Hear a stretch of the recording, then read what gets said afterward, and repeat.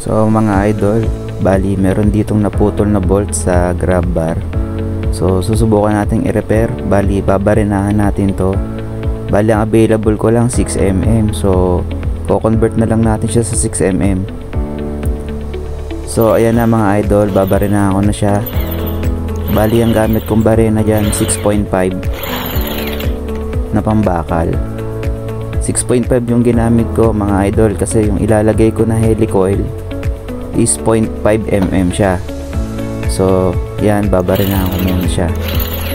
Dahan-dahan barena lang. Make sure natin na pantay yung pagbubutas natin para sumakto dun sa butas ng grab bar. So yan na, nabarena ko na siya.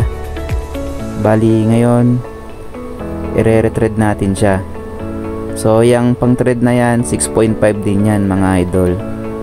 Mano-mano ko lang siyang gagawin. So iti-thread na natin siya. Gagamit lang ako ng adjustable wrench para ma-retread ko siya. So sa mga ganitong case, madali lang to lods. So yan, ire-retread ko na. Bali yan yung ilalagay natin na helicoil. So hindi ko na ipakita yung pagte-thread. Bali sa video na to meron yan. So yan, 0.5 yan mga idol. Ilalagay natin siya dyan sa binutas natin, tapos nilagay natin ang thread na 6.5. Bali magiging 6mm yan pag nilagay natin yung helicoil na yan. So gagamit lang ako ng panglagay niya. Yan yung tools na pang thread sa kanya. Dahan-dahan lang natin siyang i-thread.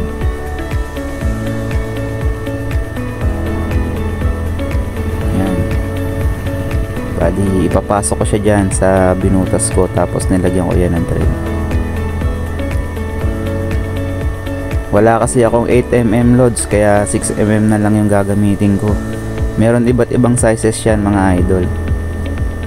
So sa case na yan, 6mm lang yung bolt na pwede kong ilagay dyan. So pwede na yan, at least mare-repair natin siya.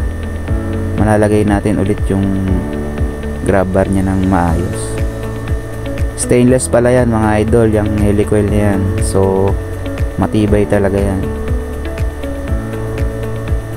Yan, okay na siya. Nailagay ko na. So ganyan lang din yung gagawin natin sa iba.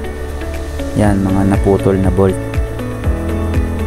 Babarinahin lang din natin sila, tapos ire-retread. So tatanggalin ko lang yung nakasobrang pin para mailagay natin na maayos yung bolt.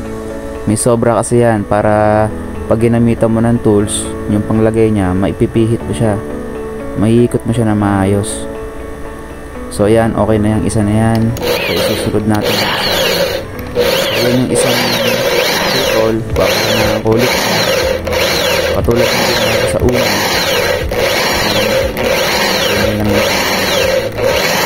Kasi make sure lang na pantay. So ayan, ilalagay ulit natin tong helicoil na yan. Yan yung may kuntel.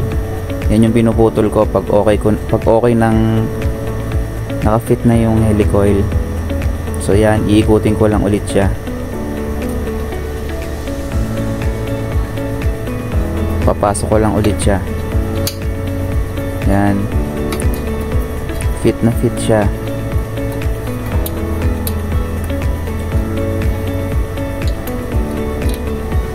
Yan. So okay na rin siya. Bali puputulin lang natin yung sobrang ano niya,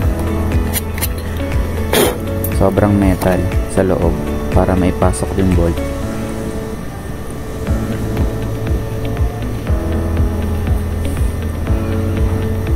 Yan, okay na yan, dalawa na yan. So meron pang isang putol na bolt doon. Bali tatlo kasi yung putol na bolt. So tetestingin natin mga idol. 6mm yung bolt na yan. Bali papakita ko sa inyo na magkakasya yan. So ayan, smooth na smooth siya. Yan. So goods na goods. Yan, pwede na nating ilagay yung grab bar nya. 6mm yan loads. 6.5 yung ginamit nating pambutas. Pati yung pang retread nya 6.5. Tapos ang nilagay nating helicoil 0.5. So 6mm yung magkakasa sa kanyang bolt. Yan, ganyan lang kadali mga idol. So okay na yan, dalawang butas na yan. Gagamit na natin. So ito yung pangatlo. Ito yung pangatlong putol na bolt. So ganun lang din, babarinahin natin siya. Fast forward tayo mga idol. Yan, bali re-retread natin yan. Ganyan din yung ginawa ko dun sa unang dalawa. Na-retread ko siya. Yan, naka-fast forward to ng konti. Yan, so ilalagay na rin natin yung helicoil na 0.5. Smooth na smooth ulit. Yan, ganyan lang kadali yan mga idol. Sana makatulong yung idea na yan. Yan, so ayan na yung finished product natin. Yung tatlong putol na bolt, pinalitan natin ng 6mm na bolt. Bali 8mm kasi yung nakalagay dyan mga idol. So ang available ko lang 6mm. So pwede na yan. Ma-order nyo yan online. Salamat.